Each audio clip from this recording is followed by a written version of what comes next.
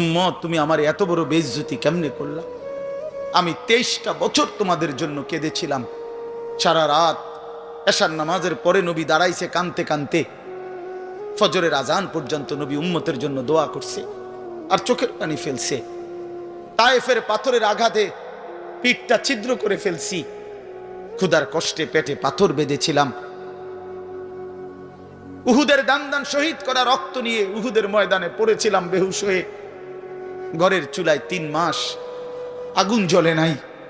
এত কষ্ট, এত চোখের পানি, এত ক্ষুধার কষ্ট, এত রক্ত, বিনিময়ে উম্মত এটা কি নিয়ে আসলাম?